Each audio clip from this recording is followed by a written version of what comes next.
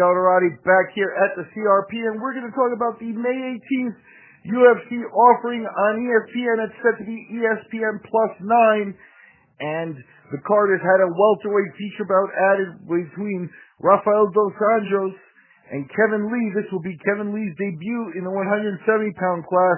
Dos Anjos making the jump from 155 to 170 a couple years ago with good success, and Kevin Lee trying to mimic that. We'll see how this fight goes. And I'm joined by Devin Miller, our MMA analyst, to take a closer look at RDA versus Kevin Lee. Dev, how you doing? I'm doing good, Miguel, and we finally have Kevin Lee making the jump up to 170. He's been clamoring for a few years now for a 165-pound division. It's been no secret that he struggles making the weight down there at 55, and I'm not just trying to give him excuses, because I think Ali Aquina and obviously Tony Ferguson, those are really good fighters, but I also think that it's been affecting his performance, cutting so much weight, because he's a very big man, and he's 26 years old now, and he's making the jump, and they're not giving him an easy introduction to this weight division either. RDA has a win over Robbie Lawler. He went to a decision with Kamaru Usman and with Colby Covington. He's a former lightweight champion. Been around the block with a lot of good guys. He's ran through Donald Cerrone twice. Really changed the whole course of Anthony Pettis' career when he took the belt from him. Has a knockout win over Vincent Henderson. And he's actually going to be coming into this fight ranked number 4 in the division now. Doesn't he have a welterweight win over Robbie Lawler as well? Yeah, he beat Robbie. He won a decision win over Robbie Lawler. That's what got him ranked at this division. So Dos Anjos has been a respected fighter for a long time. He's really had quite the murderer's row that he's been up against, dating back all the way to his fight with Vincent Henderson. He goes from Vincent Henderson to Nate Diaz to Anthony Pettis, Donald Cerrone, Eddie Alvarez, Tony Ferguson, Tarek Safadine, Neil Magny, Robbie Lawler, Colby Covington, Kamaru Usman, and now Kevin Lee. So, I mean, he's been in there with the who's who of the 55 and 70 division. And Kevin Lee's been fighting a lot of very good talent. So this is an interesting first welterweight debut for Kevin Lee, considering how high Dos Anjos is ranked. But it is a former lightweight, and I think it's a good matchup. But it's interesting that they're going to push him that fast. Yeah, no, I think Dos Anjos is one of those guys, like you pointed out. He's just a pro at this point. You call him up, and he takes the fight, and you can put him in with anybody. It's not something that he's worried about. He wants the payday. He wants the addition to his legacy. And he's still thinking about a title shot at 170 pounds. He's not. We're a 4 ranking, even though we're 2 losses in a row. I don't think he's signaling the UFC, hey, make me a doorman kind of thing. He's looking to beat Kevin Lee and move back into, the winning ways kind of thing.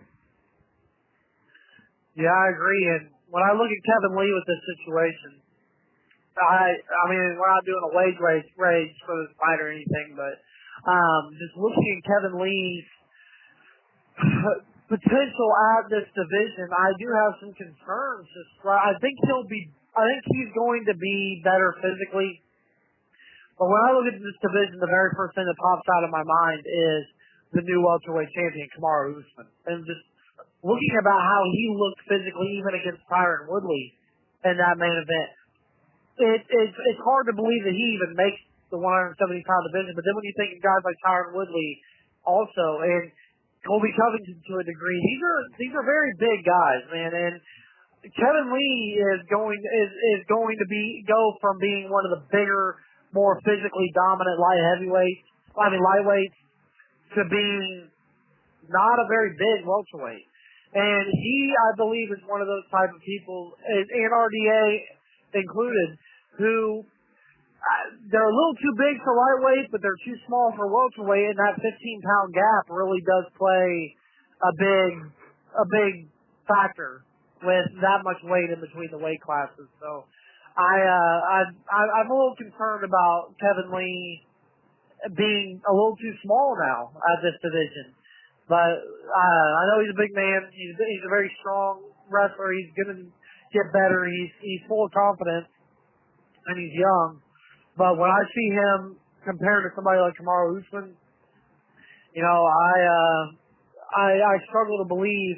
And when I see the fact that he couldn't impose his will on a guy like Al Iaquinta, and in my opinion lost 4 of those rounds in that fight in their rematch, I have a hard time believing he's going to impose his will on guys like Santiago Ponzinibbio or Leon Edwards or Jorge Masvidal or any of these guys. So it's a little concerning for Kevin Lee right now. I think he just seems like some guy who doesn't really know where he's going in his career right now.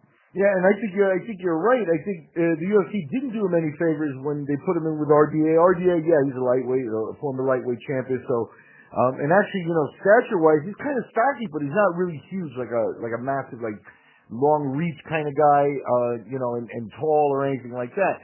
So, in that respect, it's not even a good measure of how he'll do against other, you know, welterweights.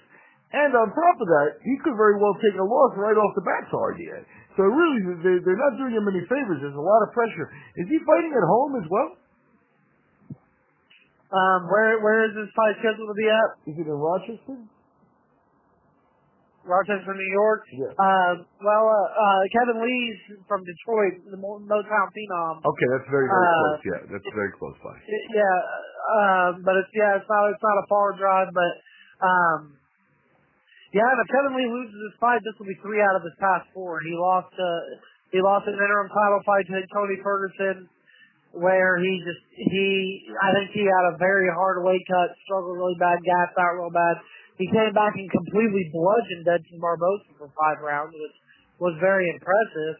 But after that, he just lost Al Iaquinta again. So if he loses this fight to RDA, it'll be his 3rd loss in 4 fights. So not good for a kid who a lot of people believe was going to be a future star at lightweight or welterweight or whatever division he sets his flag at.